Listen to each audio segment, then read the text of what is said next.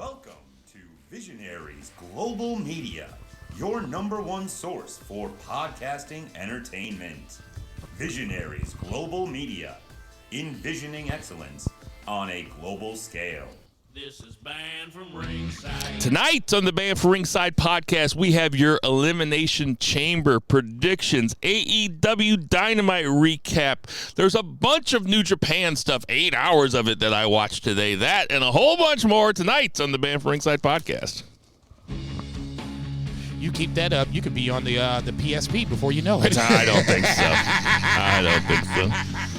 Ditch that 9 to 5. It's time to feel alive. Hello, Mark. So welcome to the Banned from Ringside podcast. As always, I'm your host, Bill Vagey, a.k.a. Thorogood QT Marshall. And sitting directly across from me, we have Jason Cornelius Bell. What's going on, JCB?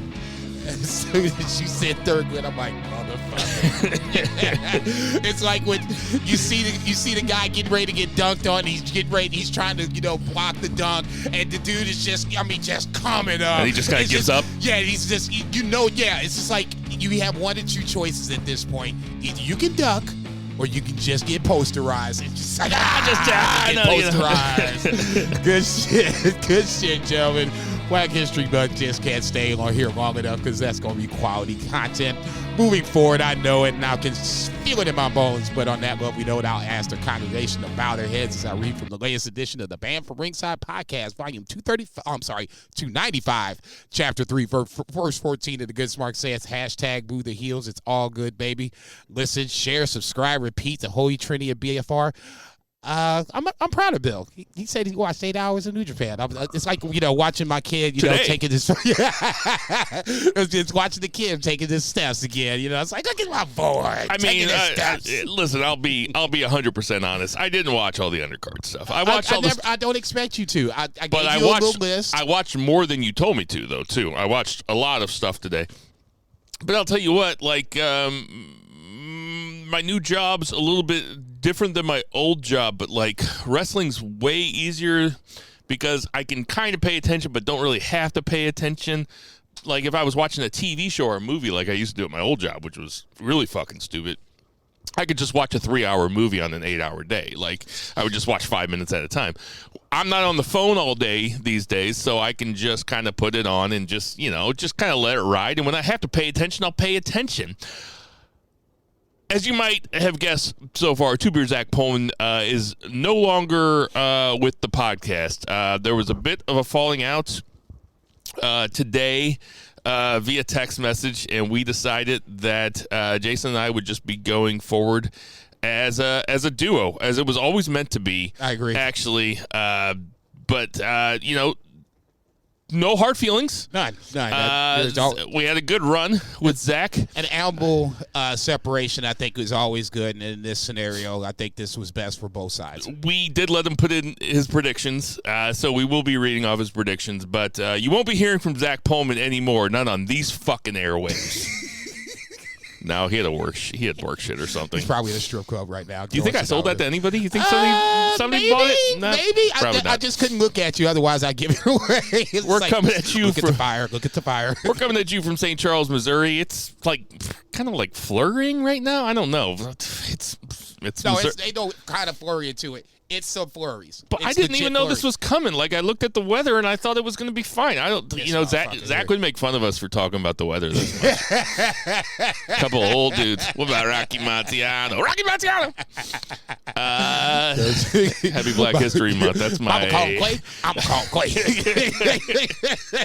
We got a bunch of wrestling to get to tonight. I no better. I'm just, just like, yeah, Black History Month. Let's get to that 3 count. 1, 2, 3. Wow. I'm not even... Kick Joe Lewis's ass. Did I forget something? No. I was going to say, I'm not even going to jinx it. I was going to say, it usually in scenarios like this, inclement weather, and we're outside getting it on, usually the roadcaster has a mind of its own. And so far, so good. It's doing its job and not kicking the NBA jams drop in. Hey, roadcaster. Roll the fuck up! Oh, it just did it anyway. Fuck! It's the announcer jinx. That's what I was going to say. That's why when you said what, I was like, should I even say anything? Probably not. This is probably not the time to say shit. Grow the fuck up. Okay, all right. 1 out of 2. Shit, it's Giannis from the line. I'm open. I'm assuming. Yeah, it's dealer's choice. Okay, since we're going to do Elimination Chamber predictions, let's just say main roster for last. We'll do 2 beers, usual Well, no. Let's talk AEW. Fuck it. Let's talk AEW. Shit. Okay. Let's change it up for a little bit. AEW opens. I'm assuming you didn't watch Rampage. I did. Oh, you did? I watched all the wrestling. Okay, shit. I watched Rampage too. I watched all the wrestling. Any real thoughts on Rampage? Because, I mean, this was like the first time I watched it, like, it feels like 3 weeks, probably almost a month. I feel kind of bad for Dolph Ziggler's little brother because it looks like he's a lot of fun, just like his brother is. Soho versus Shafir. Swerve and Dustin might be fun next week. I didn't think much. I don't know. I guess my biggest takeaway was this. It seems like it's Orange Cassidy's show. Yeah. Like, it is the Orange Cassidy show. Yeah. I agree with that, too. I was about to say, I can't. The few times I've watched Rampage, he's the main event in some form or fashion, whether it's the AEW All-Atlantic title or in some sort of trios match or with Danhausen, something along those lines. He has been in the mix in some form or fashion. That I will agree with. Obviously, speaking of Orange Cassidy, he was the main event on last Friday night against Lee Moriarty. Good match between the two. Lee Moriarty is one of those up-and-coming guys, but unfortunately, just wrong place, wrong time. Orange Cassidy retains. Marina Shafir, I wanted to take 2 seconds. Her and Mark Briscoe, two seconds on them both. I was not big on Marina Shafir. I will give credit where credit is due. She's gotten a lot better in ring, and more so the fact that I think that now she's going more so to her MMA roots. She's not wearing wrestling gear or wrestling boots in the ring. Anything that makes her feel more comfortable, I'm all for it. So if that's what she needs to do, then so be it. Just on Mark Briscoe, obviously he had a match on Wednesday night, which we will talk about, but the setup to this match was backstage with he and Mark Sterling, and Mark Sterling's trying to get him some representation, make him some real money for the first time in his career, quote unquote. And, and Mark Briscoe had just a ridiculous lie. He's like, "No, sir, I don't think I'll be taking this representation at this time." Or when you say, "No, I think I would take this excursion on my own at this point." I was like, dude, that's... And as much as I laughed out loud because it was some of the funniest shit I think he said, in a long time. Honestly, but I felt like he felt just overshadowed by Jay, and I hate the fact that it had to happen this way for him to get a little shine. But unfortunately, this is it is what it is. And the fact once he said that, I was like, you know what, Mark Briscoe's gonna be okay. Ultimately, he gonna be all right.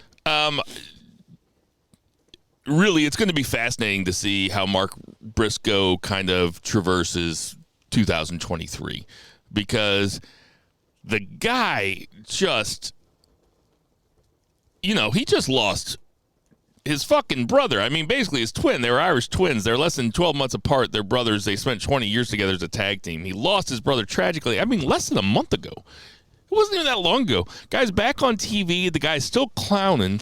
The guy, he has his faith, which I know that certainly helps people through times like this. But I'm not going to say that he doesn't seem affected by it. I mean, I think that would be trite to say. But I will say that it is it's fascinating to watch. For sure. It is really something else. No. And he is, I say this with all due respect, he's a goofball. He's always been a goofball. And kind of like my favorite type of wrestler, like the goofball who is also like one super badass at all times. Yep, exactly. So I can't wait to see where it goes. I mean, do you have any predictions on what they're going to do with that tag title?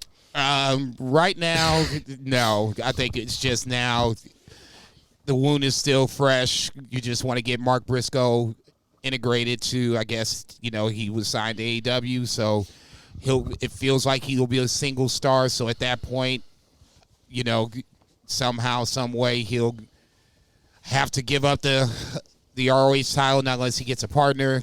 But that doesn't make sense because he's an AEW contracted star. That doesn't sound right either, to get a new partner to take Jay's place. Yeah. Who, God bless the person that would want to do that. So ultimately, I think that there's going to be some sort of tournament, an ROH tag team tournament. No knock against Mark. I'm not saying he couldn't get a partner. I just, it doesn't, when I start to think about it, because this is really the first time I thought about it, it just doesn't make sense. I don't mind him walking around with the belt for a while, though. No, until they decide, enough's enough, and this is the time they want to do it, and make it happen, Captain. At this point, I'm okay with this. Let him walk around with the title. Honor his brother and the legacy of the Briscoes, all that shit. I get that totally. No problem with it. Right on. Let's flip over to Dynamite on Wednesday night. It opened up with Jeff Jarrett, Jay Lethal, Sanjay Dutt, and Satnam Singh versus the Acclaimed, the aforementioned Orange Cassidy. God damn, that dude's everywhere. And Billy Gunn. 8-man tag. Wasn't sure where we were going with this when I saw this as the curtain jerker. Wasn't sure. I guess the Acclaimed winning is the biggest deal, keeps them hot. Then obviously they're announced as one of the 4 teams that will be facing the Guns at Revolution in a fatal 4-way. Once again, I was looking for any signs of Billy Gunn treachery, Billy Gunn fuckery, none that I could see at this point, but I would assume, like we said last week, the Guns aren't coughing this Joker up anytime soon. So that being said, they would have to retain at Revolution. If they do so, I would assume it won't be on the side of cleanliness, dare I say. So something to look forward to there. Thoughts? Not much to say about this match. I agree. I don't think that the Guns are going to win a match clean against anybody you've ever heard of for the next 2 or 3 years. That's just not what they're about. They're not going to be. Now, stranger things have happened. There have been, there have been strange baby faces to emerge out of angles like this. I don't think it's the Guns because they are fucking hateable, like really, really hateable. And the one has maybe the worst tattoo I've ever seen in wrestling, where it only looks full if he flexes his bicep next to his chest because it's on his bicep and his chest. But when he pulls it away, that sounds dumb as fuck. It's dumb as fuck. And I say this as a guy with no tattoos, so I have no place judging. I don't judge people with tattoos. I just think it's a terrible tattoo. Guess what? That sounds dumb as fuck. Bryan Danielson vignette just after last week's match, bloodied, battered after the Roosh match. I like this vignette. Not necessarily agreeing with everything he said, but I'll take this back. I agree with the one thing he said. He did say that MJF was running scared, didn't want to face him for the title, and I did agree with that, but I did also say in my head that this is probably the one time you don't want to have MJF backed into a corner because God knows he's done everything just to get to this point. Now we're getting ready to find out what he's going to do to keep the title. Yeah, not much to say about this either. This was it was a perfect babyface Bryan Danielson promo. I've said it a lot of times. I think he's the best in the world. I think he's a great babyface. I think he's a spectacular heel. I think he's the best wrestler in the ring. I thought that this was short and sweet. Him recording it while he was bleeding added some more effect to it. I was down with it. Not much more I can say. Claudia. I know that you guys are expecting some hard-hitting analysis, and I have some hard-hitting analysis coming up later in the show. I'll say he'll run down women's wrestling, I'm sure. Oh, my God, Jason. Roll the fuck up. God, come on, dude. Never. Never. Claudio and Jon Moxley versus Roosh and Preston Vance was next. God damn, I missed Dragon Lee. I wish he was here. I wish Andrade was here. It would make it feel... LIF would feel more so of a of the real faction, of the real faction Ingobernables versus what this is now, where they've kind of pieced Preston Vance together. Dragon Lee's gone. Dralistico's over in Japan. You know, Andrade's God knows where. You know, Charlotte's doing well, so, I mean, he can't be doing too bad also. I mean, in that scenario, yeah, I agree with you, Vice, on that one, totally. Can I be completely honest here? What ain't you? I'm going to say this, and I'm probably going to get owned. And, like, I know that people want to take away my podcast credentials a lot because they feel like I don't know that much about wrestling, or I don't watch enough, or I don't know about the history. You're a journalist. How they going to take your I away? know, I'm a journalist. Well, I mean, that's how I came into the business. You know, as a journalist, I wasn't really familiar with it at the beginning. But who the fuck is Preston Vance? 10. Huh? 10. 10? Yeah, when they were the Dark Order, he was 10. Really? Yeah. I thought you were talking about Sean Spears for a second. I was like, what? Different 10 guy. The gimmick versus the character itself. Okay. I mean, that was not the answer I was expecting. I was expecting some indie guy that, like, everybody loved, and he fought over in Rev Pro for a long time, and then he bounced around, and he was in Noah for a year. No, he was in Dark Order. All right, well, fuck him then. I wish I could flex my wrestling muscle at that point, but unfortunately, no, I cannot. Kind of more so to my point of I wish LIF was the LIF I knew from Ring of Honor, but neither here nor there. Texas Tornado step on the match itself, so it started outside the match. Roosh, once again, to me, was the standout performer here. It almost felt like at one point after Preston Vance got busted open, Roosh was taking on Moxley and Claudio by himself. There was a spot outside the ring where I think he threw one into the barricade. He turned around and hit the other one. I'm just like, man, see, this is what I'm talking about, man. Preston Vance ain't shit. You over here busting it up while Roosh is over here handling business. I don't understand what the problem is. All in all, I thought it was a pretty good match. I think, like I said, the Texas Tornado step helped the match out. Plenty of blood everywhere, especially from Preston Vance towards the end. It almost looked like he was dumping buckets out, but neither here nor there. Hopefully he's okay.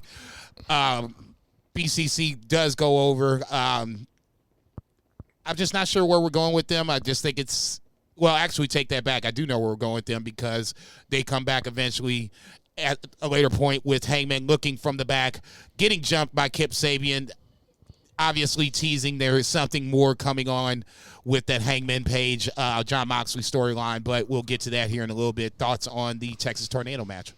Yeah, it was really good. It was Roosh, like you said. I'm probably paying attention more to Roosh just because he is relatively new to my radar, especially compared to Moxley and Claudio. He is a total badass. I think he needs a mustache, like I said last week. But the other thing I was going to say about this match is that mustache. I think Moxley bleeds too much. I think that, like, it loses its effect. It's almost like a Kids in the Hall sketch or something, is that they go to commercial, and every time they come back from commercial, Moxley is bleeding. It's like if you bleed all the time, then color really doesn't matter that much. And I just, apologies to, I don't want to tell the locker room their business. Apologies to Eddie Kingston if I'm getting too insider here. But I'd like to say to Moxley, maybe slow down on the blood a little bit. Last time I talked about there being too much blood, though, it was Cody versus Dustin, and I got a text. Now, listen, this person isn't here to defend themselves. But our good friend Tender Mahal texted me after I said there was too much blood in that Cody versus Dustin match and called me a grandmother. Said, you sound like an old grandmother. Damn. When you talk about there being too much blood. And then you know what Tender Mahal did last week? And granted, he's not here to defend himself, so I'm not going to say anything. I'm not going to say anything. You're going to be listening to it tomorrow morning. 9:30 a.m. He's going to be driving in his car. I was about to say, I'm going to have to put this shit up Motherfucker's got red receipts on his text message so I can see exactly when he sees it. This motherfucker was live texting me while he was listening to the podcast last week, telling me how bad all my takes were. Damn. I said, start texting Jason with all his bad takes. You know what he said? Jason doesn't have as many.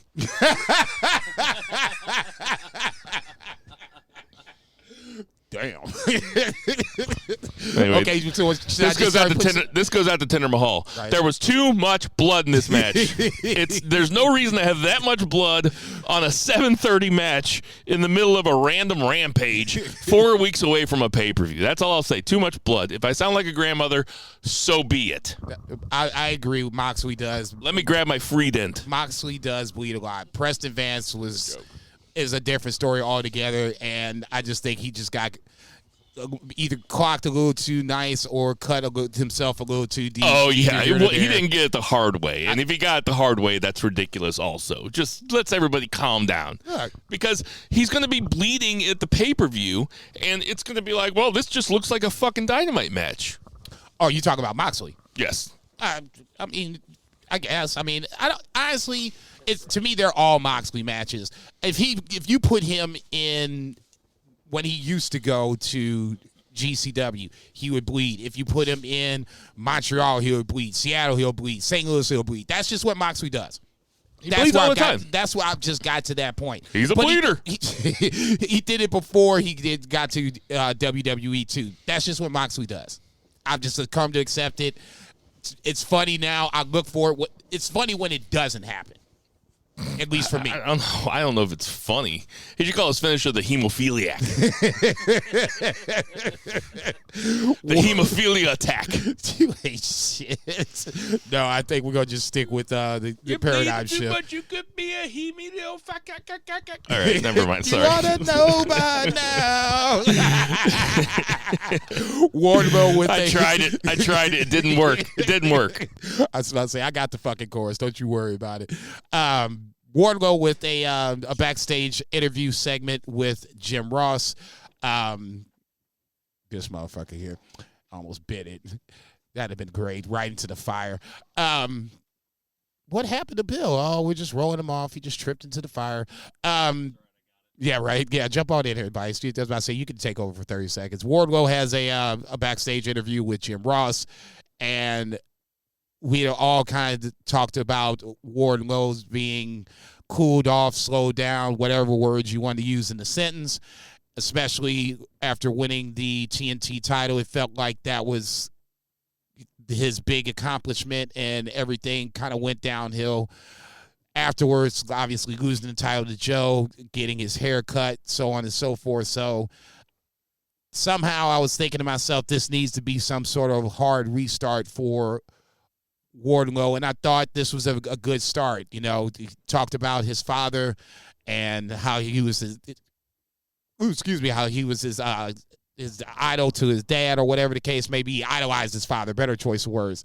So coming as he was growing up, you know, he started to grow his hair long. Him and his father, you know, parted ways for a little bit, came back later together in life, only to find out that he has stage 4 cancer. So, I mean, this is all stuff that makes him feel like a sympathetic babyface again, or not even again, but a sympathetic babyface. Things that I think Wardlow needed to kind of get back on track as someone that is going to be a babyface moving forward.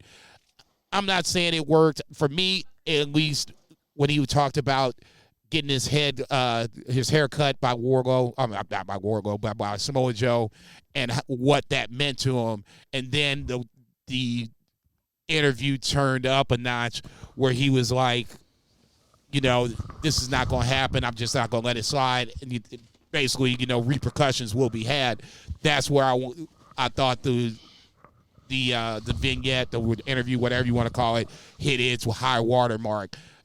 Everything about it leading up to that was a really good setup. At least it tried to make the connection between the fans and Wardlow again, just in a different route. We're talking about his dad, talking about stage 4 cancer, you know, got to see his first indie match before he passed, you know, and then the significance of getting his hair cut. Now this is, you know, unless you're bald like me, getting your hair cut is, you know, no big deal. I do it every fucking day. But if you like grow your shit out and somebody takes a little chunk out the middle of your shit, yeah, you're going to be a little pissed. And the fact that Wardlow, made the connection of why he's pissed, why he was growing his hair out, and the fact that Samoa Joe cut it, now he's pissed.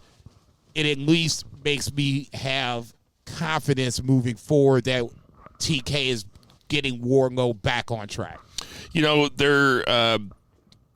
I wanted to talk about the late Jerry Jarrett here in a little bit, but the late Jerry Jarrett had a thing that hung over his desk the entire time that he was booking Memphis Wrestling. What was it? See, this is what I should know. Smoky Mountain Wrestling? Yeah, maybe. But whatever it was, I think it was a few things. But it said personal issues make money, I think, is what it always said. And for Wardlow to sit down, he's a guy that has a connection with the fans. The fans like him, and as a huge guy, that's kind of hard to do sometimes. So I like this, personalizing him. Sitting down with Jim Ross is definitely the right guy to sit down with, even though Jim Ross didn't seem particularly engaged. But I like this segment just fine. I'm looking forward to the match. Fair enough. Mark Briscoe versus Josh Woods, the next matchup. Once again, the aforementioned Mark Briscoe in his second match in AEW, going over Josh Woods. I thought this was a smart matchup to make. Josh Woods and Mark Briscoe have tangled in the past in ROH. Obviously doing so here in AEW. I thought Josh Woods looked good in the feet. Mark Briscoe is starting to have his first little standout matches alone, solo on his own. I don't think that's that. Like I said, I don't think it's going to be a problem. I think what you do with Mark Briscoe is the ultimate goal first. Who does he have his first major feud with? From that point, I think Mark Briscoe will take care of things from that point moving forward. Personal issues draw money. Sorry. I knew what I said wasn't right. Personal issues draw money. Yeah, they're trying to get Mark Briscoe. They're trying to get the AEW television audience, at least. They're trying to get them familiar with Mark Briscoe because he's just, ROH, frankly, had been down for the last few years, and maybe there are new people to AEW fandom that don't know who Mark Briscoe is. Certainly, I've seen him wrestle a whole bunch of times, but I don't consider myself an expert at all, or even close to an expert. I'm a novice. It is fun watching him play. It is fun watching him wrestle. It's fun watching him use the J Driller. He wasn't the only person this week that won a match with a J Driller, but I thought this match was great. I don't know if he personally picked Josh Woods or if that was picked for him by Tony Khan or somebody else, but it was the right call because they obviously knew each other. There were some big spots in this match. There were some fucking hard-hitting, almost borderline dangerous-looking spots in this match, which, can't say it enough. Thank God for AEW. We get some fucking good shit on there from week to week. So I was a fan of this. Adam Cole, baby, has a backstage interview with Renee Paquette. Renee trying to get the dirt out of Adam Cole. When is he coming back? Who does he have his eye on? Adam Cole not giving up the dirt. I'll give you the pencil. Who's Adam Cole come back with as his first return match? All right, I missed this segment, and I didn't know it happened, I guess, because nothing really happened. So if I had the pencil, who would I... Basically, Adam Cole said he has an idea of who he wants his first match to be, but he's not going to tell because he's going to keep it close to the vest, and he's not sure when he's coming back. That's the Cliff Notes version of what you really missed. Put me on the spot with this one. Let me look around here. It's got to be one where he can go over. God damn, Jason Amiro. Brodus Clay. Who do you got?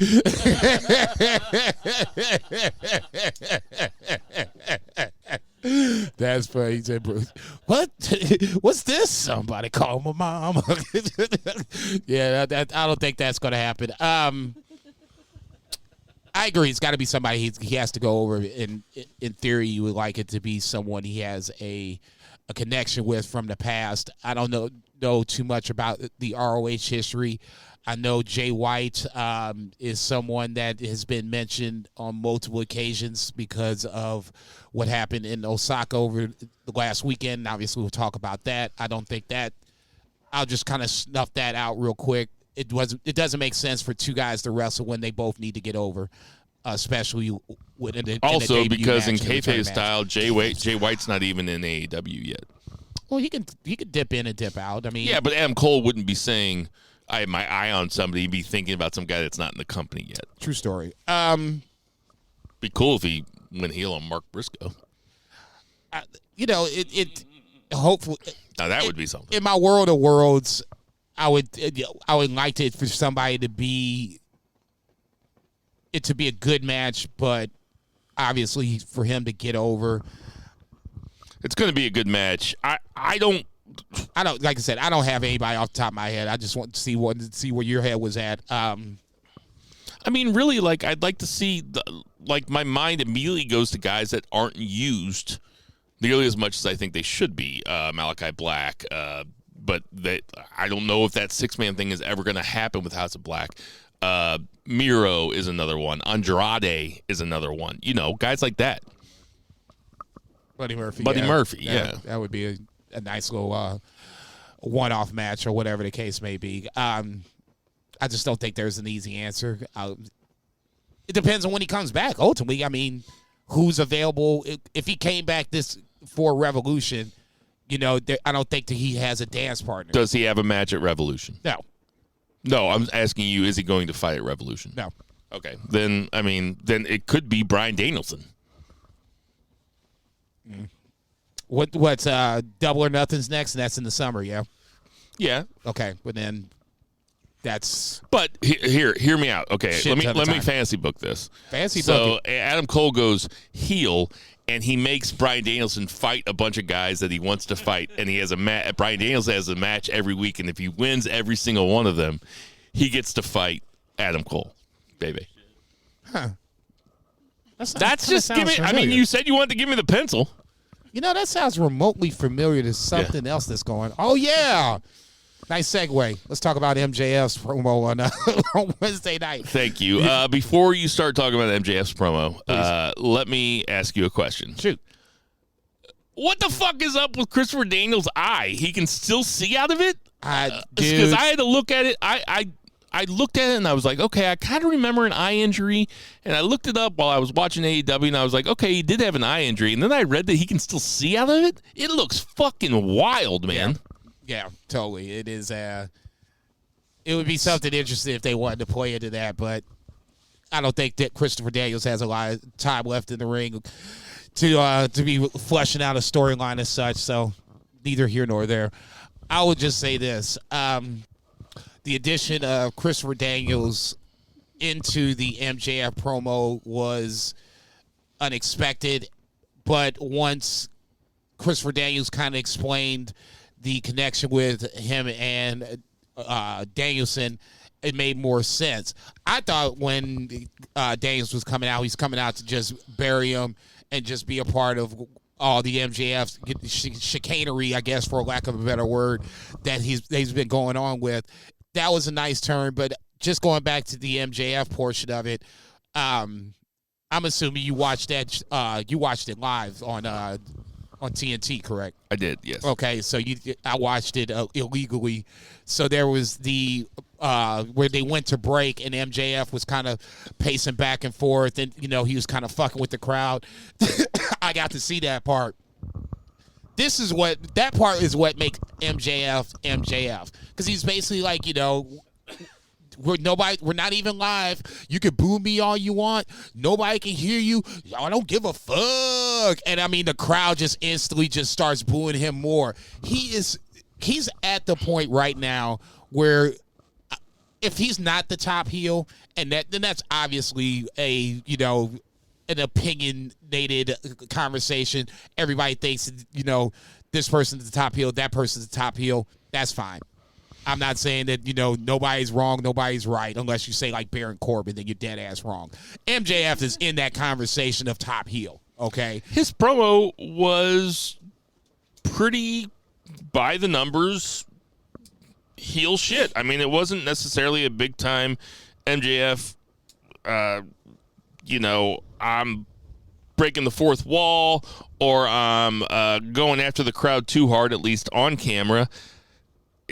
Apparently the cops got called on him last week after he cut that promo about being in the car wreck with the girl. Yeah. Cops got called on him a bunch of times, which is really funny. I'm glad to hear that kayfabe is not completely dead. Nope. Or if it is, everybody's participating in it, because calling the cops on him never even occurred to me. And I'm not advocating taking cops' valuable time away from them policing neighborhoods and, bringing peace to neighborhoods, but that's really funny, actually. That's absolutely amazing. I was getting ready to say the fact that he had people believing it, and the character alone is so just unlikable that he has just, and I'm not even sure this is true. I heard the same thing you did, so I would assume that there's some legs to it. If people are really believing MJF, then that's kudos to MJF. Okay? No two ways around it. Whether the story is true or not. Let's say it's not true. He spun it in a sense that now random motherfuckers who might be looking for the first time be like, I can't believe he did this. We have to call the police. That's kudos to MJF. More so than anything else. If this was a paint by the numbers. Unless it's a true story. I was getting ready to say, I don't think he'd be on TV right now if that shit was true. Or AEW called the cops. There you go, too. That was Vice on the mic, everybody. Vice is here hanging out. I was getting ready to say, I don't think AEW would be, Tony wouldn't be silly enough to do no shit like that. I mean, damn. What 200-300 random people? No. 20 random people? No. Like I said, for me, this is one of MJF's better promos that he had. Danielson coming in, I thought was the nice swerve because, like I said, when he came down, I thought he was getting ready to get buried. He came out, obviously, to catch that work from MJF, which he did. No problem with that. Classic. He's doing business. Shit. Doing business. No, Christopher Daniels can still do business. Well, I thought he was doing business. I don't think he can fight anymore, though. No, I was going to say he still wrestles on. I've seen him on NJPW Strong, like not even 6 months ago. I was going to say he is still actively wrestling, believe it or not. You're a nerd. Yeah, I don't have it anymore. I don't have it anymore. But yeah, roll the fuck up. Fair. I thought this was good. Danielson coming out to make the save. Cool too. Keeps all things moving in storyline. So it might not have been the fire segment it was last week, but I still thought it was good enough, strong enough to keep heat on MJF, make him more despicable by taking out not Danielson, but Christopher Daniels, and then Danielson coming out to make the save. Nothing wrong with it. It was good. I won't probably ever think about it again.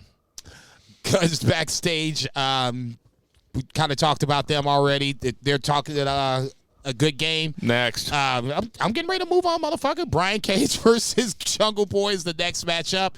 I totally forgot about them having a match beforehand. I think they said that this was a rematch from Winter is Coming, where Jungle Boy won. Jungle Boy wins again over Brian Cage. It felt like Brian Cage was fairly dominant for the most part. Jungle Boy fighting from underneath. Jungle Boy with a roll-up victory to protect, quote-unquote, Brian Cage. I'm not sure why you're trying to, quote-unquote, protect Brian Cage. Outside of John Moxley, Brian Cage has not been featured much at all from the time he's come in to this point. Yeah, Jungle Boy goes over. Not really a surprise. There was a part, though, where Brian Cage, he caught like a frog splash or something and turned it into a crucifix bomb. It looked really crazy. I searched Twitter afterwards for the GIF. Couldn't find it. I was like, man, that was super fucking badass. I'm surprised nobody made that shit. I think that Brian Cage is actually underrated. And I think the Jungle Boy's about correctly rated. Like, I look forward to watching Jungle Boy's career. But this is exactly right. And then what happened afterwards, I'm going to tell you a true story, because what happened afterwards was Christian Cage makes his big return, right? Yes. Christian Cage, who had the exact same injury on the exact same night that CM Punk did and got hurt, and we had the Punk scrum. Both those guys got the same injury on the same night. CM Punk's a little bit younger than Christian Cage, probably like 7 years younger. So I'm just saying, don't be surprised if you see CM Punk showing up somewhere else. But what I was going to say is that I was reaching for my phone, and I couldn't find my phone when Jungle Boy was getting ready to beat Brian Cage, and I was trying to find my phone to tweet. This would be a great time for Brian Cage's dad, Christian Cage, to come back. and I couldn't find my phone. It was buried in the cushions. I'm like looking around for God it, you damn know. it. And then Christian Cage comes out, and I was like, "Fuck!"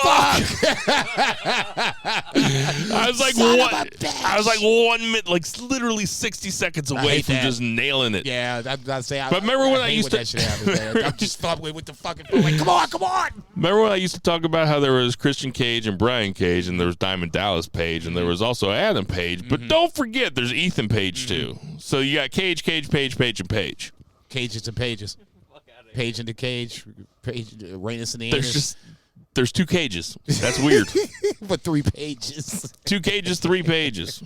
Here we go again. I don't know. Brian But Jason Cage Jordan is looks just more a- like Kurt Angle's son than Brian Cage looks like Christian Cage's son.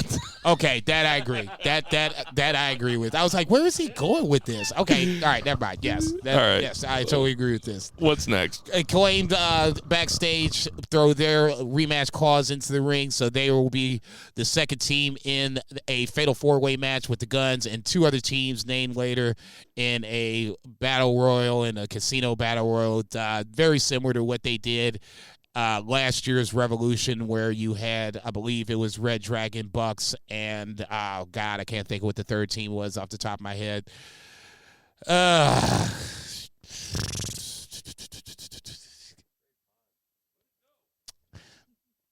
Shut the fuck up, both you guys. Neither one of you helping. Y'all talking shit. Anyway, same concept. Instead of 3 teams, it's 4 teams this time around.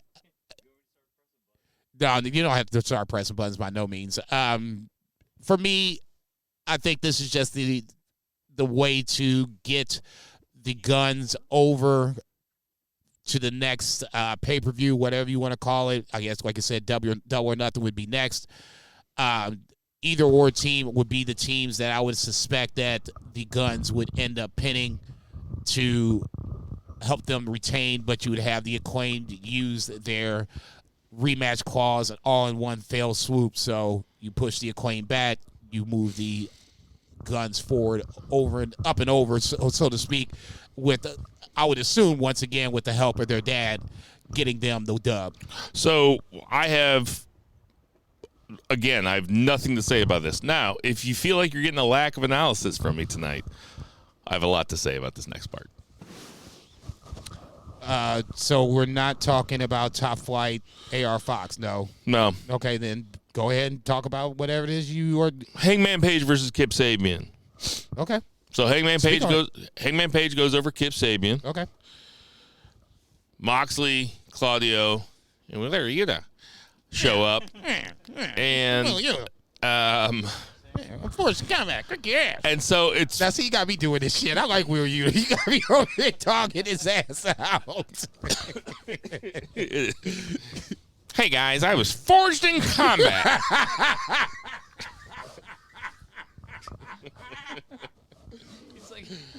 You ain't shit. You guys want me to call Moxley?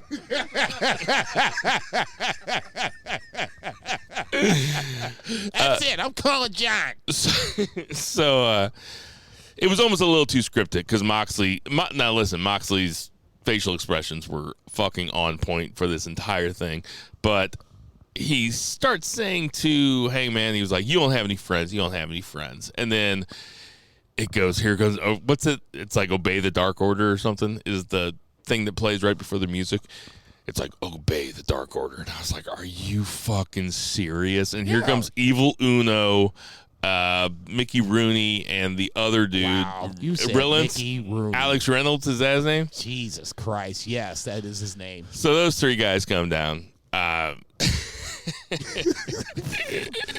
nigga said Mickey Rooney. It's like Jamie Lannister, Ned Stark, and Tyrion.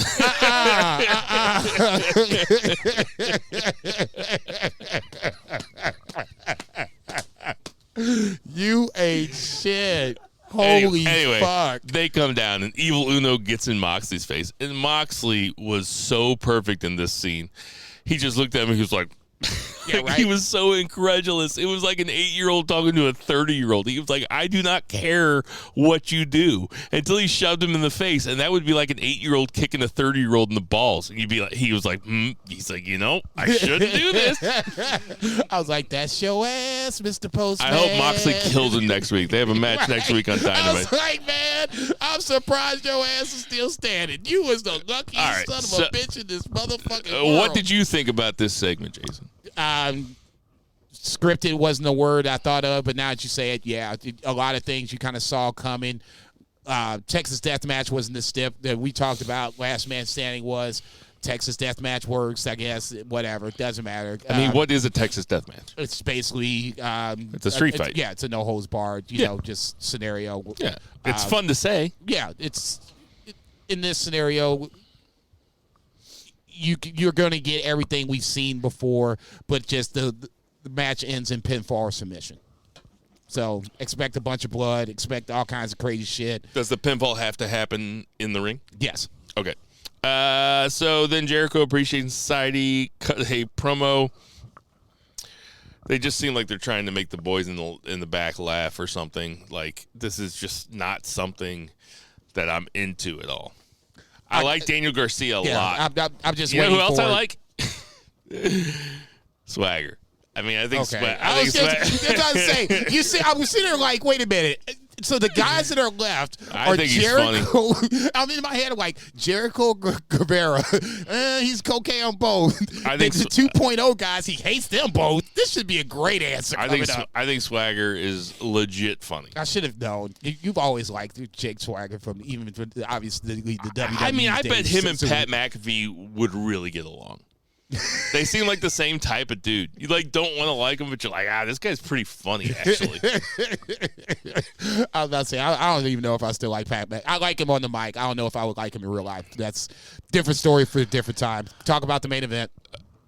It was, I was like, Aaron sat down with me for like the last 10 minutes, and I was kind of sitting there reading my book, and she was kind of sitting there not looking at, she was looking at Instagram. And it's Toni Storm versus Ruby Soho versus Britt Baker. And I told her, I was like, something's going to happen at the end of this match. There's going to be an angle. And she was like, how do you know that? And I was like, I've been watching wrestling so long. I've seen so many episodes of wrestling. This is how we do it. In my life. There is 100% chance there's going to be an angle at the end of this match. Something is happening. Because it's like the whole story of the match is that Ruby Soho was supposed to decide who she's siding with, either Britt and Hayter or Toni Storm and Saraya, right? And then Ruby Soho wins, and there's no angle at the end of it. I felt like the biggest dumbass in the world. She was looking at me like, you host a podcast about this shit? Strike three. You said 100% chance. Like, there's no doubt Yeah. Terrible. Yeah. Anyway, that's why I have to think about that's why I think about the main event. It's like there could have been something, just something a little bit more than what they gave us. All they did was kind of reiterate the story. Ruby kind of doing the title signal around her waist is the only thing that was, to me, worth noting. Jamie Hayter needs a challenger coming up. If you're going to go down this NWO-esque storyline, if you will, somebody said the beautiful ladies from TNA. I could see that too. Whatever. Lay cool, WWE, whatever. You're going to have to give Jamie Hayter a challenger at some point. It's not about Britt Baker and Saraya and Toni Storm. Jamie Hayter is the AEW champion. I said this when Tony Storm was the interim champion, and it was still all about Britt Baker and whoever else was across from Britt Baker. Now Tony Storm is gone. You got Jamie Hayter. It was all good, but now this focus is going away from her, and we're going to this like gang warfare where you got two factions of women that are getting ready to start siding up. I shouldn't say that. I don't care about that. Who is Jamie Hayter facing next? That should be the focus versus this bullshit. So here I am thinking that I'm the true feminist on the show. Here I am thinking, as long as they all get their time. Oh, here you go. As long as they all get on TV, then that's good. And I'm not gonna say anything else because I don't want to get branded as a misogynist, like Jason was trying to brand me last week. However, I do not give a fuck about this match. And I thought it was pretty sloppy and kind of bad. I can't say I disagree that too much with either or. It just, if you're going to give me that, then just throw me a bone at the end or something. What I was going to say is that Jason is the true feminist because Jason is the only one that's saying... I would say dump the beer to put the cigarette out. Go that route. Go ahead. I was going to say that Jason is the true feminist because all he cares about is the woman that got to the top. And that is the most, and she had to face all other women. She's the champion of the woman. And you're saying that that's all you care about. I get it, dude. Whatever, dude. I'm not even making fun. You're a better feminist than me. Not even. Okay, you went on this whole feminist angle. Cool with the gang. All I'm saying is we need to talk about Jamie Hayter more. More Jamie Hayter. Focus on Jamie Hayter. Who is the next challenger to Jamie Hayter? Nobody knows. Revolution's in 3 weeks. Make it happen. Figure it out. 3 more weeks. Can't wait. Hey, is WrestleMania our 300th episode? This is 295, so we have 5 more before WrestleMania. It's going to be WrestleMania or the WrestleMania recap show. It's one or the other. I can't do the wait. Hey, don't worry. I'll cut this part out. Just think about it. I think it's the week after. I think. Okay, cool. I'm cutting that part out. Don't quote me on that. Let's get to the 2 count. 1, 2, 3. Okay, we got some New Japan coming up, right? Yeah. And we got a bunch of WWE stuff coming up. But there's 2 things I'd like to talk about. And we're going to call this Bill's Wild 2 count. Okay. Or the 2 is Bill's 2s are wild. 2s are wild. Okay. Yeah, we already fucked it up by doing AEW. First thing I'd like to talk about is Jerry Jarrett. R.I.P. Jerry Jarrett. I'm not sure how old he was, but he is kind of a legend in the business. He used to book Memphis Wrestling. He would book 6 months, and then Lawler would book the next 6 months, and he would book 6 months, and the next guy and Lawler would book the next 6 months, and they kind of traded off like that, and they were partners. And he's the father of Jeff Jarrett, WWE Hall of Famer, although Jerry might be a WWE Hall of Famer too. I believe he is. He was the last guy when Vince killed the territories and went nationwide in 1984. When Vince did that, everybody went to shit except for Memphis Wrestling. Jerry Jarrett ran Memphis Wrestling, I think, until 1997. And then Jerry the King Lawler bought it from him. He bought it from him for $250,000 without telling him that he had an offer for it for $1 million. Cold-blooded. That's right.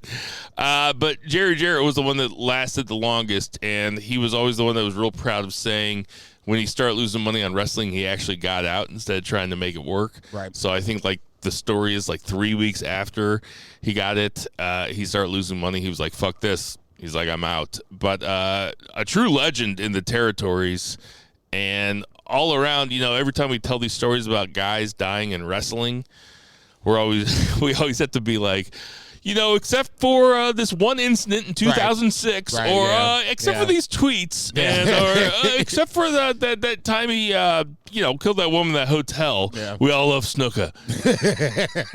Jesus Christ. But Jerry Jarrett really doesn't have True Jerry Jarrett really doesn't have any stories like that. Like, by all accounts, he was a pretty good guy, and honestly, a legend in booking. I never watched Memphis wrestling, but I've read a lot about wrestling, and I know that Meltzer always says that Memphis wrestling was the most similar to what WWE wrestling is now, where it's like super big on characters, super big on promos. And so it's that regional wrestling that kind of makes the gumbo, the cosmic gumbo of wrestling as we see it now. So R.I.P. Jerry Jarrett. What a stud. R.I.P. indeed. Any thoughts on Jerry Jarrett? Honestly, I can't say I have thoughts on it because I would be lying if I said I watched Memphis wrestling. For me, as a kid, world-class championship wrestling is what I used to watch when it was not WWE, and that was like the Von Erichs, the Freebirds, all those guys, or whatever the case may be. So I would be lying if I said I was familiar with Memphis wrestling or any of the stories that you told. The story you told about Jerry Lawler, usurping him for $1 million after buying it for $250K. That's the first time I even heard that story. So I'm just like, damn, I feel kind of bad for him, but Well, I'll just say this: like, as a journalist, when he died, I was like, I'm going to watch a couple 20-minute YouTube videos about him, and like learn a whole bunch. And then, and then I also watched the Jeff Jarrett Stone Cold Steve Austin podcast. I also watched that to do a little bit of research so I could inform and educate us get all. to my people. Yes, that's right. So R.I.P. Jerry Jarrett. That's all I got on him. This motherfucker. I think that Jeff Jarrett's a pretty cool motherfucker. Jeff Jarrett played a year of college basketball. Did not know that. Like, on the Stone Cold, on the Broken Skull sessions with him, he's like, so my dad used to bring me on. My dad and my grandma used to bring me around to wrestling stuff, but I was basketball crazy, and like I started reffing in basketball. And when Jerry Jarrett, it's not like he never wanted to be a wrestler or anything, but like he was just a basketball freak. He's like, I was a basketball freak. He's like, I used to ref all these games, and he said his dad tells him something about like you need to ref. You can ref wrestling just like you ref the basketball games. So like, Jeff Jarrett was reffing wrestling matches when he was like 17 or something. Like, it's a pretty wild story. Actually, Jeff Jarrett is cool as fuck. I'm just going to say it. I root for him now. He seems like a super nice guy. Okay. I'm sorry.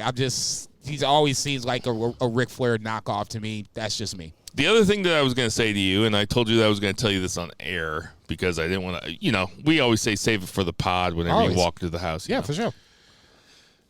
So Grayson Waller lost to Braun Breaker at Vengeance Day, right? Pretty good match. Right. Grayson Waller is an incredible character. And the next week on NXT, they show this backstage shit where HBK is doing a Zoom press conference about the pay-per-view.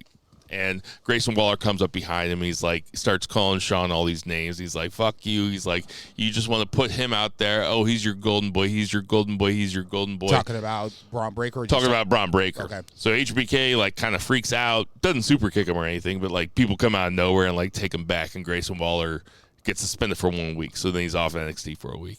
And then last night he was back.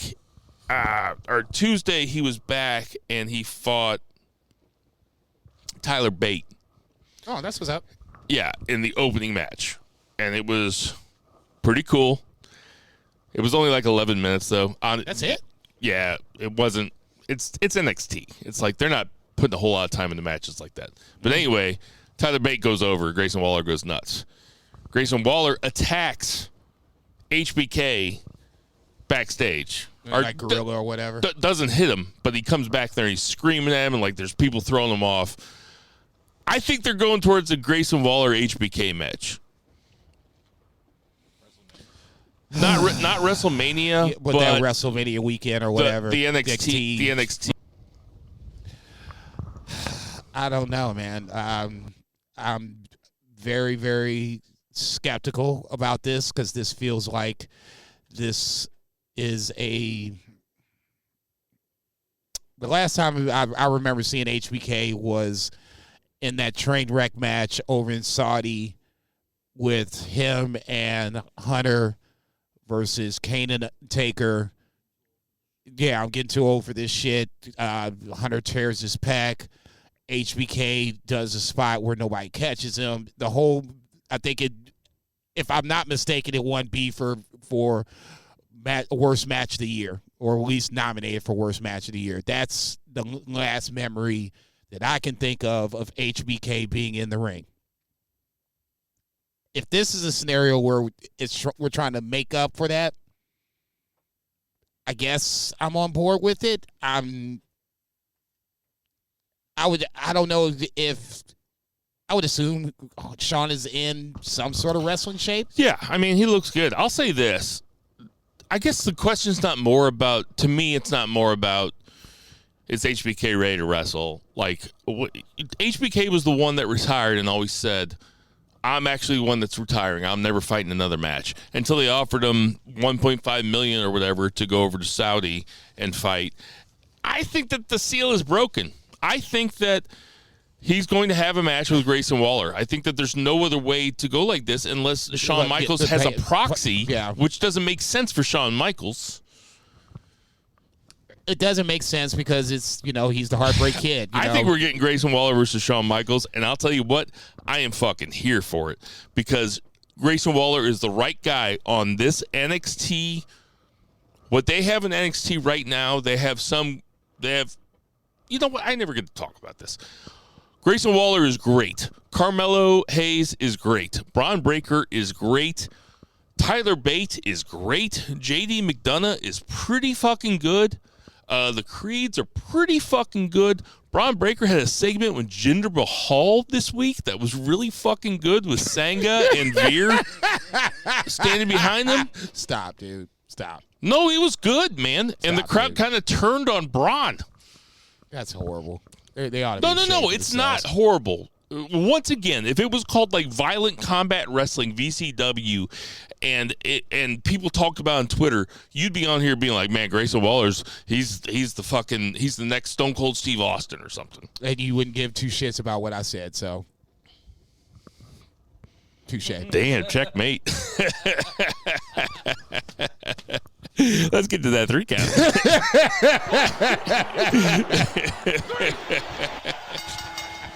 And that's the posterized moment for BFR for $2.95. Jason said, grow the fuck up. What's the 3 count? 3 count. I guess we're going to do Elimination Chamber predictions and all things WWE. No, New Japan. Okay, well, you should have did New Japan for the 2 count, you idiot. No, I was doing the Bill 2s are wild. Wow.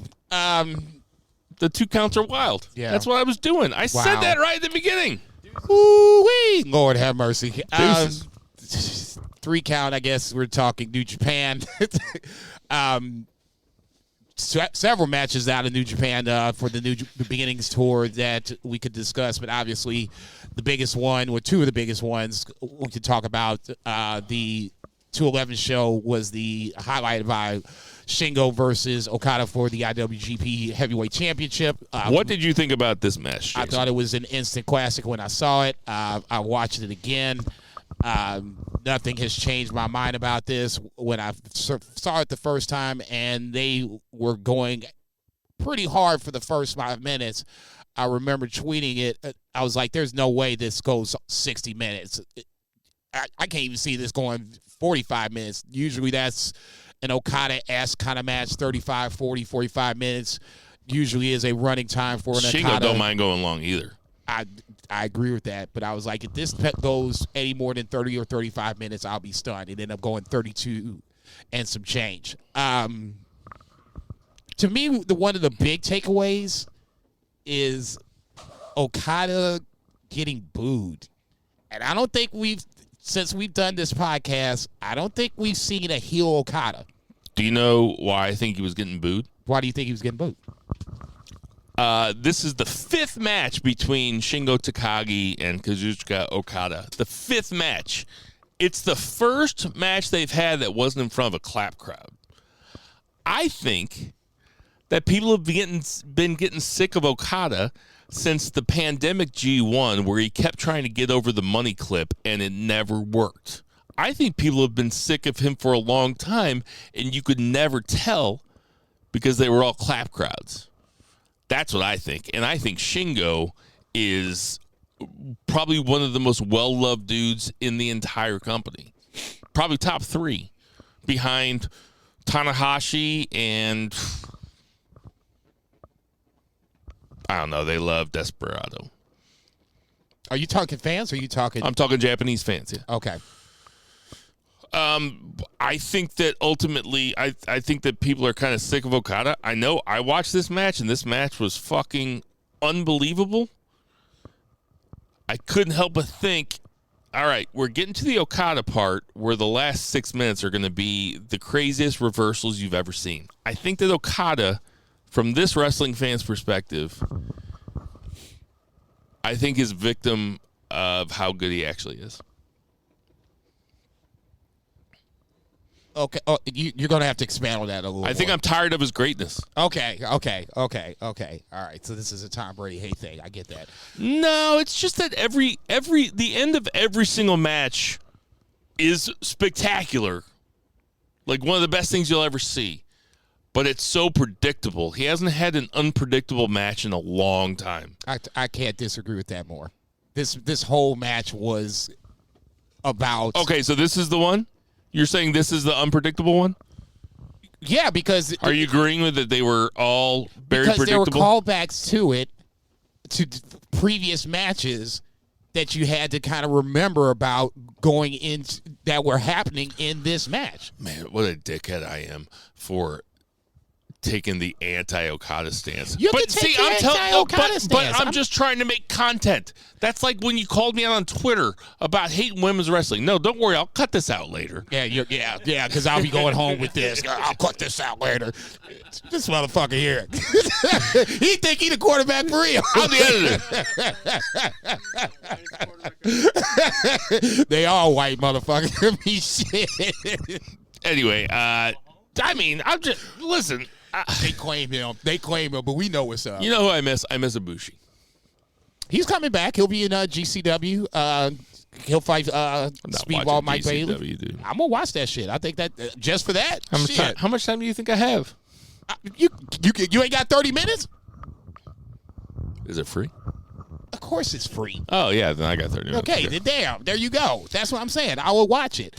I can't disagree with the whole Okada thing more, especially about this match. Like I said, for me, when you see Okada crumbling before a Shingo lariat, you don't see that shit. It's the other way around. Huh?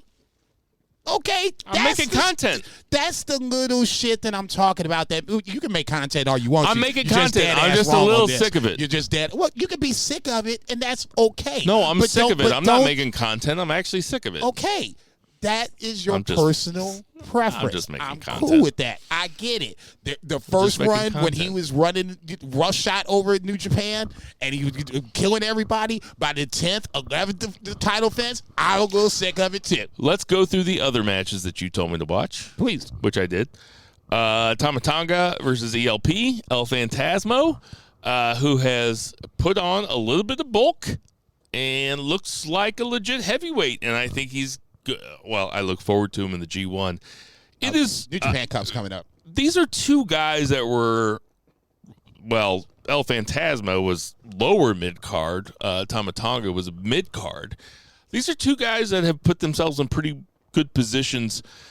Listen, after watching both the shows, Osaka and Sapporo, NJPW is back, baby. Like, they made it through the pandemic. They're on the other side. NJPW is unstoppable, and NJPW is I'm really excited now that crowds are back.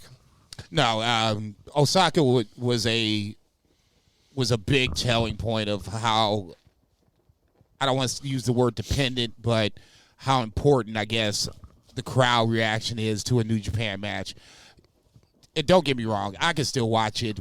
You know, even in the clap crowd era, I still thought We watched the whole thing. You had some great New Japan We matches. podcasted the whole thing. But I will agree with Bill on this, especially with the Okada Shingo match, and I'm trying to think, Jay White, Hikuleo. I thought that was another match where the fans were definitely getting involved to the point where it started to make the match a better match, and that's where you kind of miss those things.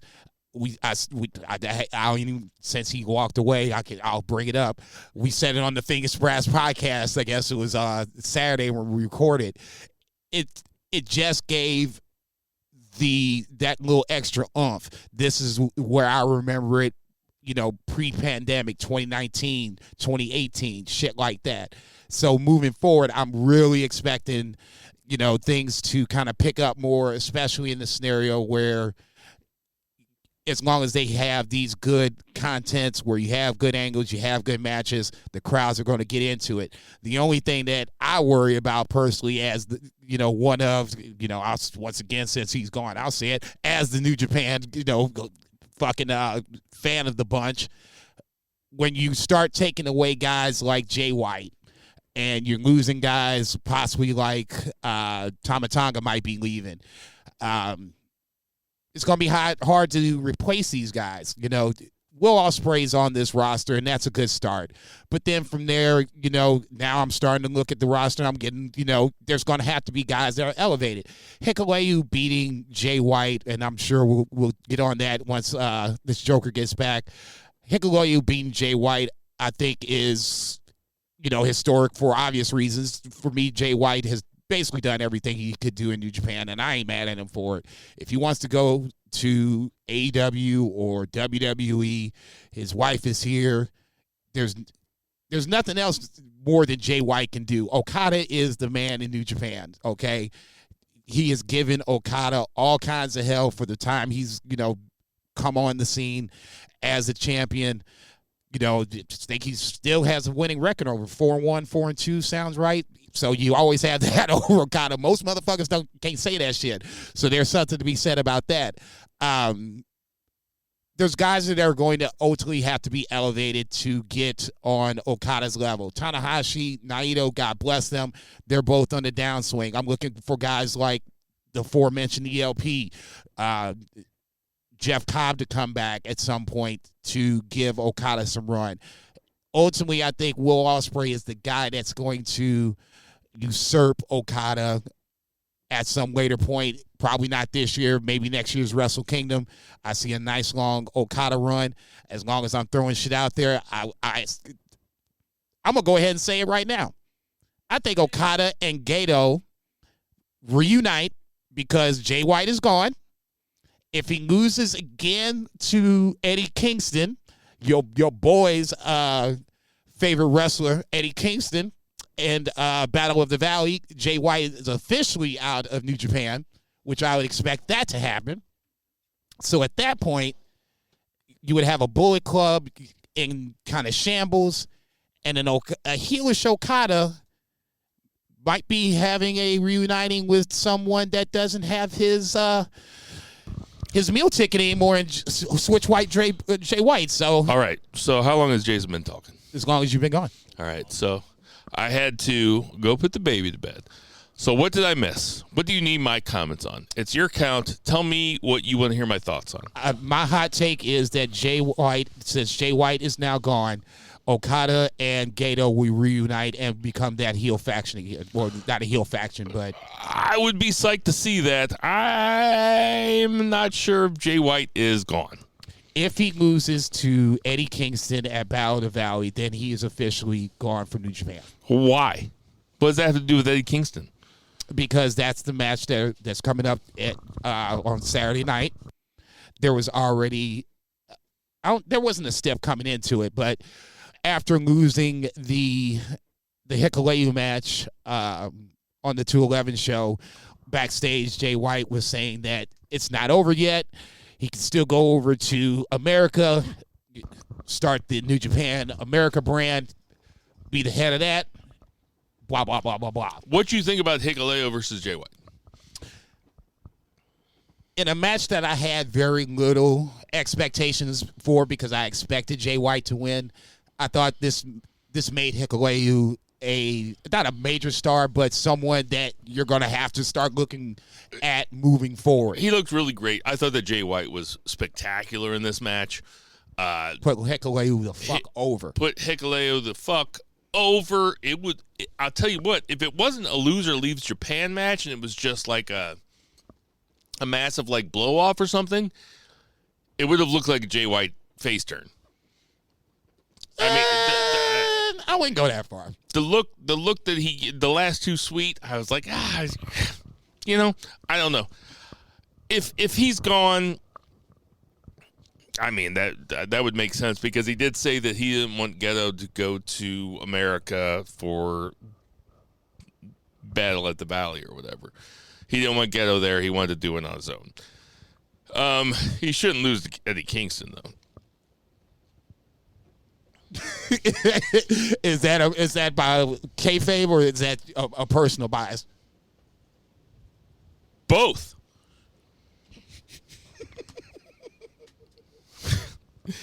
Both. Shouldn't matter. Okay, so what other match you wanted to talk about? I told you to watch Yo Hiromu. Did you watch it? Yes, watch Yo Hiromu. Can I say this?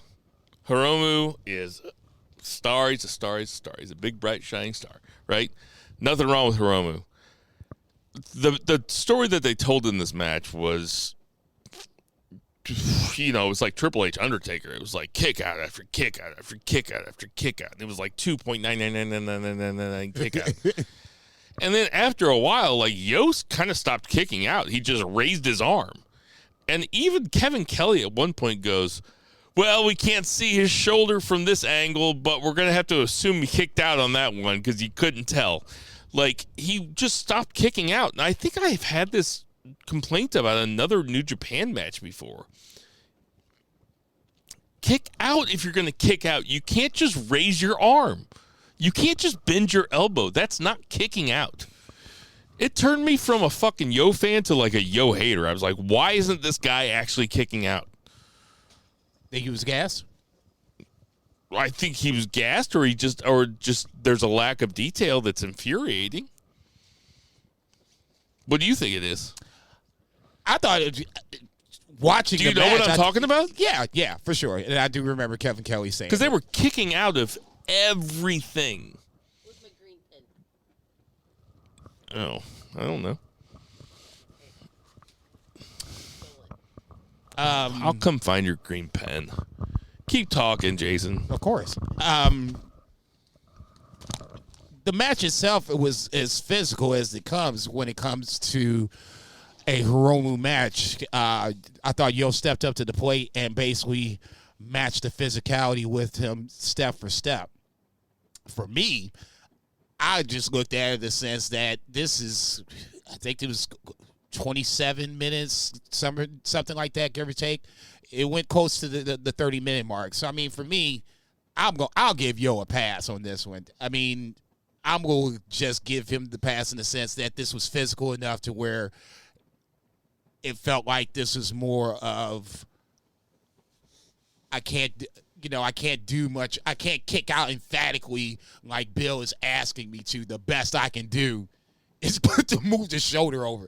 I mean, so just thinking about that match again, it was as stiff as they come. I mean, Hiromu doesn't back down from anybody. I mean, fuck. He was giving Minoru Suzuki the business, you know, at a couple different points in 2022 and 2021. So, I mean, if that's the case, you know, I'll like I said, I'll give you the pass on this one. There's just no way in the world that I think he just couldn't do it. I mean, there's nothing wrong with it. You know, just niggas tired. I mean, what the fuck? I'll give him the pass on this one. Like I said, for me, Yo's tired, and he just couldn't kick out versus didn't want to kick out. And for me, I think that's the difference. I have no problem with it. At 27 minutes, 25 minutes, I mean, shit, you know, give him a fucking pass on that one. I mean, what the hell? How long have you been talking? Since you've been gone. So about Yo and Hiromu the whole time? You asked me a question. You're like Jim Rome. I love it. What about Sabre Jr. versus Ishii? Probably one of the more interesting matches because you had the 15-minute time limit for the World TV Championship, so I wasn't sure how it would play out. We kind of saw it, in the tournament, but this was like one of the first big match, sightings or settings, I guess, for lack of a better term. I thought it was really good. It was a of course, Ishii ZSJ match compacted into 15 minutes, and it was solid. It fucking ruled. Yes. The only thing that I'll say is that if they're going to have this 15-minute time limit, every single match can't get down to 12, 13, 14, 15 minutes. There's going to have to be some squashes in here. There's going to have to be Zack Sabre Jr. just putting somebody out within like 2 seconds. I don't see that happening. I really don't. But I think this is going to be one of those. You got to keep people on their toes. That's. Okay, then who's Zack Sabre Jr. going to write a squash? I read the read. I don't know. But, like, the weird thing is that Kenny Omega Will Ospreay match at Wrestle Kingdom was so odd. And it was so unexpected from New Japan because it didn't have, like, this crazy finishing sequence. That's kind of what I liked about Hikuleo versus Jay White, too. It just didn't have this it was just telling a story, like a methodical story, and then by the time it got to the end of it, it was just done. Kenny Omega Ospreay. Omega dominated him. Ospreay makes one, like, kind of pathetic run at the very end, but still gets beat, right? It was so different from every other New Japan one-on-one match that you'll see at a Wrestle Kingdom. That's what makes it stand out. That's kind of what I'm saying about Okada. And that's also what I'm saying about the Zack Sabre Jr. run. If this TV title is going to be a thing, he has to start tapping people out within like 30 seconds. He's got to keep people on their toes, right? Everything can't come down. Like, this came down to like 14 minutes and 46 seconds or something. I'll go this far. You get my point, though, right? I get your point. Thanks. Okay. 30 That's seconds. called validation. Because God knows you need it right now. If you've ever been to therapy, you know what validation is. I honestly just don't see that. Unless this would have to be somebody that is so out of Zack Sabre Jr.'s league that they probably don't have a right to be in this match, or someone that is so up and coming that Zack Sabre Jr. has agreed to put them over. And I'm not sure I see that either. So now I'll also say this about this match. I loved it.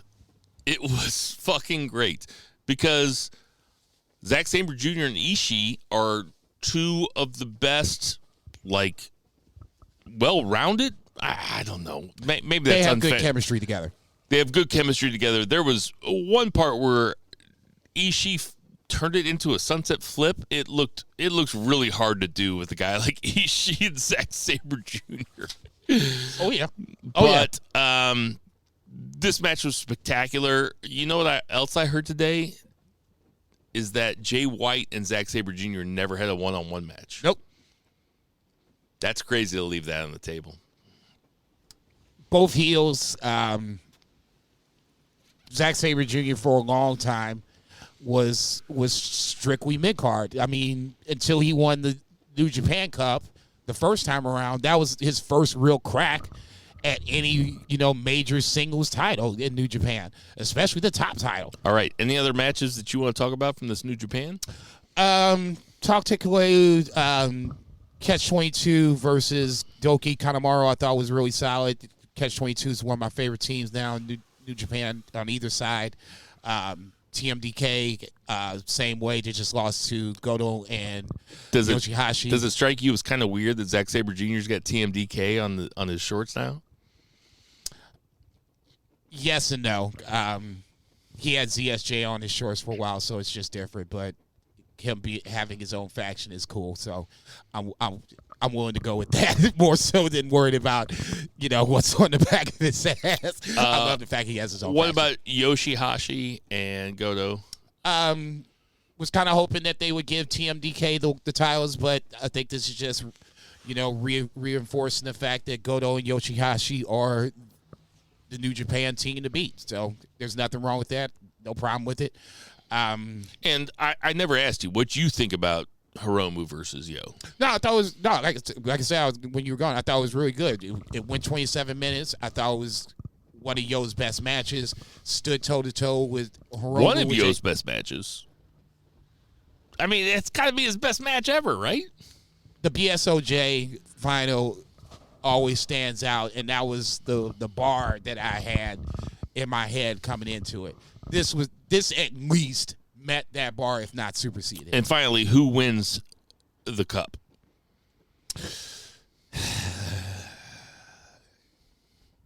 You're going to pin me down on this one right here,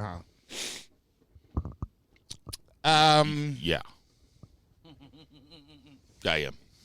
Yeah, you are. Yeah, you are. Well, fuck it. Winner wins the cup and gets the title against Okada. I'm gonna steal Brett's thunder. I'm gonna steal Brett's thunder.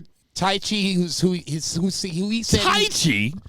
It's somebody that You're is going to fucking crazy. It's somebody that is mid card that gets elevated. It's not somebody that you think of. It's not going to be Jeff Cobb. It's not going to be any of these guys. It's somebody It's that going you to be don't Jeff Cobb or Tama Tonga. I don't think Jeff Cobb needs it, but it'll be nice to see. Tama Tonga,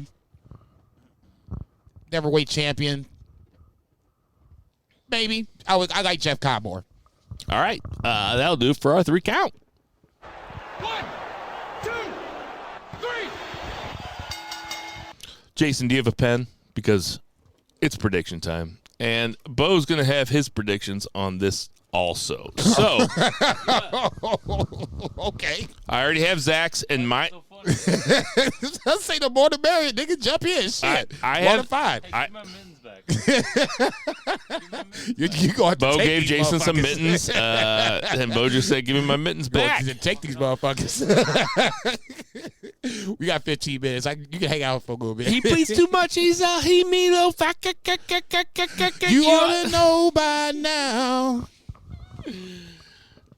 Because if you can't work with a broken back, at least you can polish the fenders. Okay. So we're going to start off with, let's start off with a fun one here. All right, Giggle Twins are here. So we got First time all night. Back up. Brock Lesnar versus Bobby Lashley. So, hold on a second.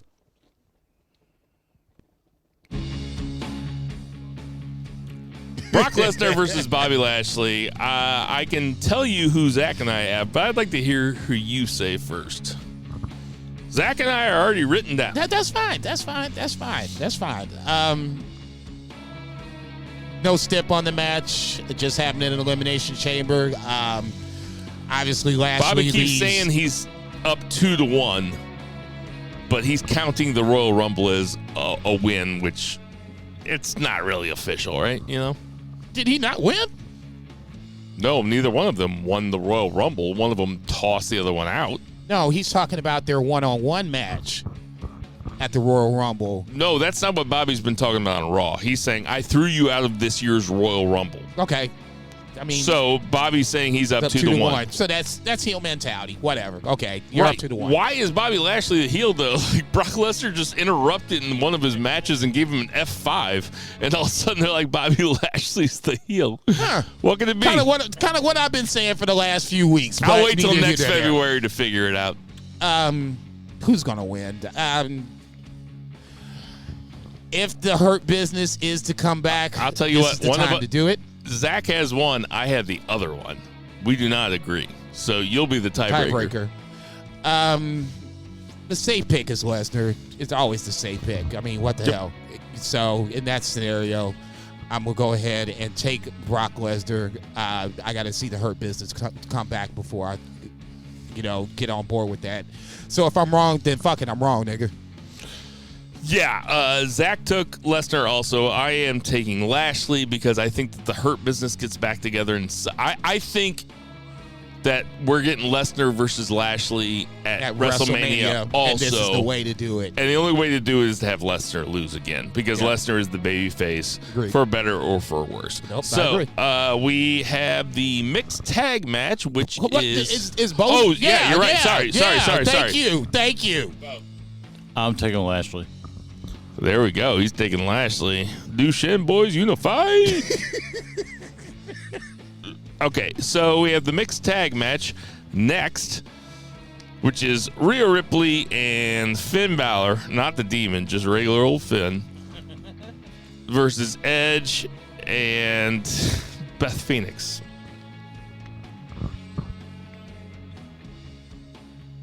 Go ahead. Oh, okay. I'm sorry. I apologize. You have them all written down. Never had to ask him to talk ever once. Suck my dick. So, okay, I'm out here freezing for your narrow ass. The least you can do is tell me, oh, I have them all written down versus, oh, you're waiting for me to take the cue. Now, that being said, I'll give the fucking pick. Jesus Christ. I don't think that Demon Finn Balor needs to be here. Triple H has done a great job of making Judgment Day a relevant faction. And now this comes to prove it because this is going to be one of the matches that's a marquee match. You're going to have to get to Dom and Ray at some point. I think this is part of the way to do it. I'm going to take Judgment Day to take the win. Plus, Edge and Finn have to finish it off at some point, too. Bo, who you got? Judgment Day. Bo's taking Judgment Day. Jason is taking Judgment Day. I am taking Judgment Day. Zach is taking the faces. I'm not sure. I'd love to hear his reasoning on it. Just not sure where it's at. But Strip club. Leave him alone. Oh, yeah, that's right. It's a strip club. All right. So now I'm worried about asking Bo to get into this one because you're going to have to remember 6 people's names. Okay. So we have the women's Elimination Chamber match, okay? So we have Asuka, Natalya, Carmella, Nikki Cross, Liv, and Raquel Rodriguez. Shit, only got to really remember 3. That's about right, yeah. So, Bill, so this over your bullshit. We'll go first here, from least to most. Bill has Natalya, Liv Morgan, Nikki Cross, Carmella, Raquel Rodriguez, and Asuka. Zach has Carmella last, Natalya, Nikki Cross, Liv, Raquel Rodriguez, Asuka. So Zach and I have the 2 and 1 is the exact same. So what do you think, Jason? Natty, Carmella, Nikki, Raquel, Liv, Asuka. God damn, what a fucking pro. So everybody has Asuka winning. I hope she wins. That's the match that I want to see the most. Bo, who you got? I'm the exact same as Zach. Which is? Asuka, Liv, Nikki Cross, RR, Natalya, Carmella. So Carmella's the last? All right, so we got it all figured out. Then let's get to the men's. So we have Seth Rollins, Damian Priest, Montez Ford, Johnny Gargano, Austin Theory, and Bronson Reed. Jason, let's have you go first.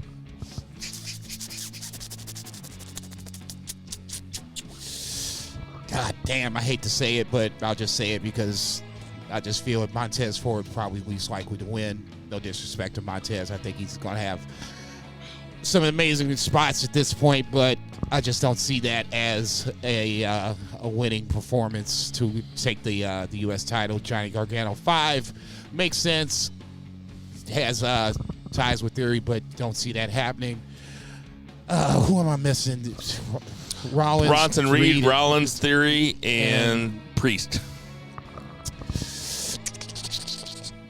Let's go Damian Priest at 4. Not make that noise anymore in the fucking mic? Why don't you just write and shut the fuck up? Do it again.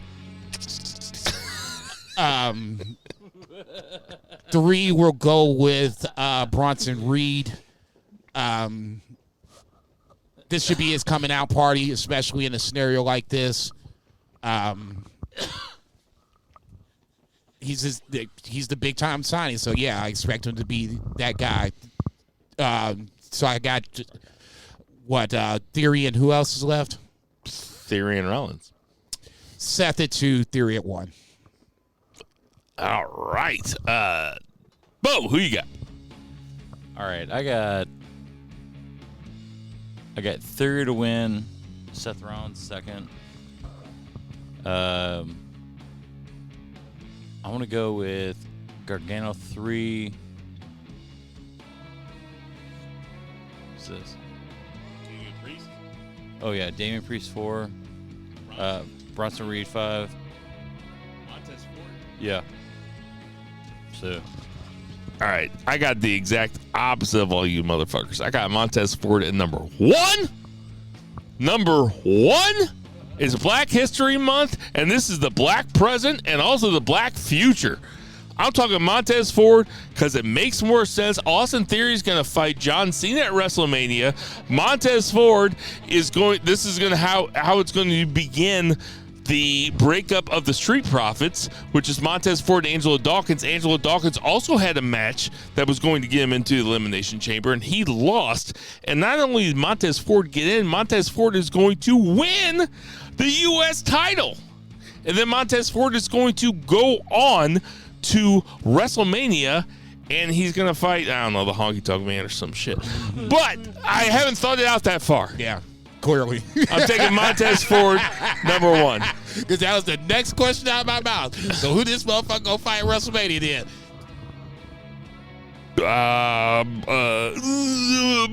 Booker T. Yeah. And then, great. And then lastly, okay, so I'm going to let the music run out on this, and we're going to have to actually talk about it, because this is not just a prediction. We're trying to figure out what's going on in the biggest storyline that WWE has had in very many years. The Bloodline. We have Sami Zayn versus Roman Reigns in Montreal at the Elimination Chamber, the pay-per-view before WrestleMania.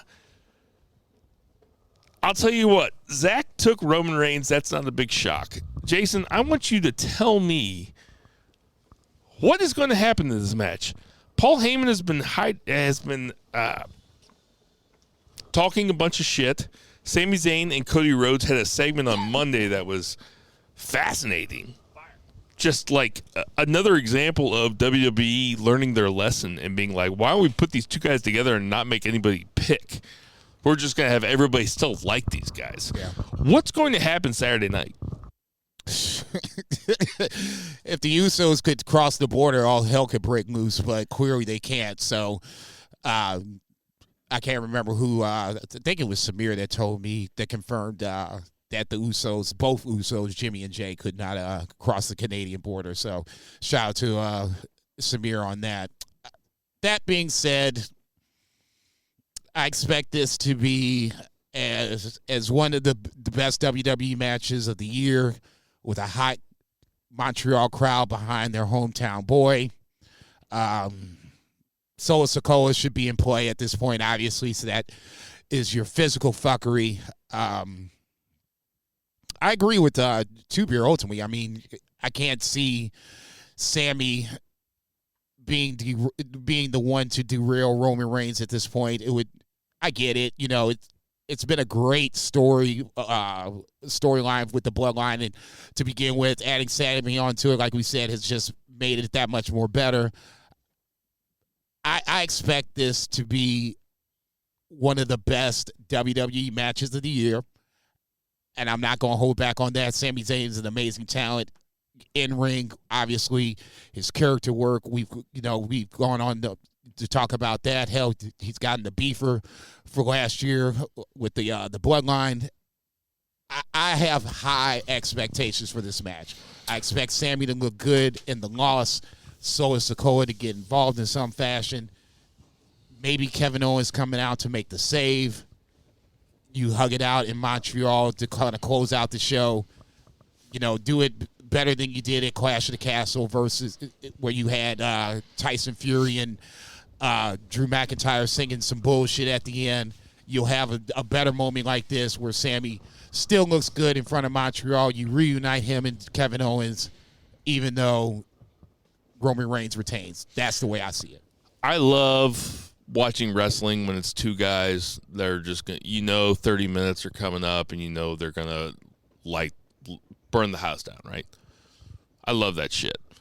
I love wrestling during the week when it's just stupid, like backstage, between commercials, bullshit, between people that are wrestlers but they're asked to act and it's terrible, right? Wrestling is never better than when you know something's going to happen but you don't know what. And Saturday night with Roman Reigns versus Sami Zayn in Montreal, Kevin Owens has been off TV forever. Jimmy and Jay might not be able to get into Canada. They kind of talked it into the storyline that Jimmy and Jay aren't allowed to go per Heyman, because Heyman said maybe sometimes you can see some more stuff on TV, like you can't replay it or some shit. Like those motherfuckers don't have the Peacock network. But the point is that you don't know what's going to happen. Kevin Owens can make his big return. Jay can make a big return and turn on Sammy. That's what everybody's betting on. Jimmy could turn on Jay. The Rock could come down. Dude, rock bottom. Roman Reigns in the middle of the ring.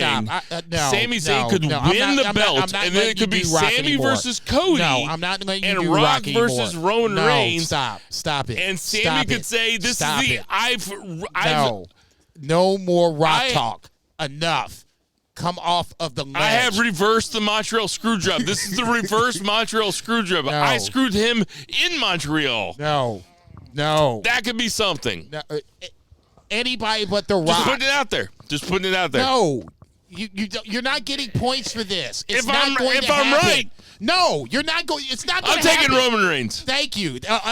Taking the most scenic route to agree with all of us. The shortest point between two distances is a straight line. Yeah, motherfucker. And it's going to be Owens. So here's my prediction: is that it's going to be Owens and Sami Zayn versus the Usos in the semi-main event on night one at WrestleMania. The main event's going to be Bobby Lashley versus Brock Lesnar, and then the next night, the main event is going to be Cody versus Roman. That's my prediction because that makes the most sense. It's Occam's razor. Like, don't overthink it. But I'm going to be watching the fuck out of it Saturday night. My boy Bo's coming over. Oh! I hate you motherfuckers right now. Aaron's going to be bartending. We're going to party. I hate you motherfuckers. It's fucking Mardi Gras on Saturday night. I'm be dealing with some drunk assholes that can't fucking read the goddamn menu, that can barely fucking talk at this point. We're going to be Just wearing pay me beads. Get the fuck out. I hate you motherfuckers. All right. I don't, but I'm really starting to be like, man, fuck Saturday night. So everybody's got Roman, my right? Asshole. Yeah, we got Roman. This is banned from ringside. Some odds and ends. Maximum Male Models are going to be in a feud with the Alpha Academy. Anything to say about that? Nope.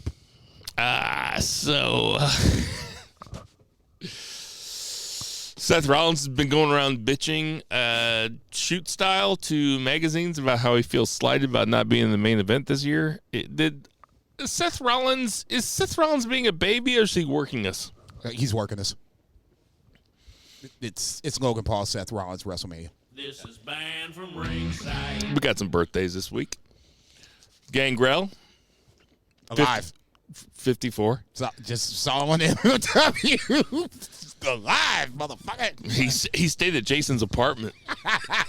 The fuck he did. Hey, you mind if I stay here, bro? Nah, man. You know you cannot. Big John Studd, R.I.P. 75. Sean Spears is 42. Jack Gallagher, he got Me Too'd, right? Yeah, I was going to say Canadian at this point. 33. What does that mean? He's that not racist? dead. He's During not February? dead. He's not dead. He's not black. Oh, that's So he's your Canadian. okay. All right. Gail Kim is 46. Killian Dane is 38. Brodus Clay, NWA champion. Hell yeah! This is the worst fucking. He's end of this 50. fucking podcast That ever. motherfucker's 50. He's what? He's 50. 5-0. He's young. He's older than Carl Weathers was in Happy Gilmore. Younger than JCB. No, he's not. No, he's not. No, he's not. No, you're not getting away with that blasphemy here. The Carlito fuck, no. is you are 44. No, you will apologize on this air before Everybody, we we know leave. there's tons of podcasts to listen to, so we stop that appreciate you shit. guys listening to ours. No, I'm fucking with you. For Murray the Merman Murray, for Check. Patriot Pat, for whatever their podcast used to be called. It's always in time. Check. For 2 years, Zach Bowman. We'll see you next week, brother. Check. For the baby, for the wife, Check, for the check. cats, for the dog. Check. For Shock City Studios, for Check. Sam the Muller Mall. Check. For Ed the May, for Vice, Check. for Jason Cornelius Bell. I'm Bill you, I'm Vegas. bitches. Tip Check. your bartenders. Check. Tip your weed dealers and boo the Check. heels. Boo! Or go to the tip to the Oh, Black dispensary. Lives Matter. Yeah, exactly. That too. Still in the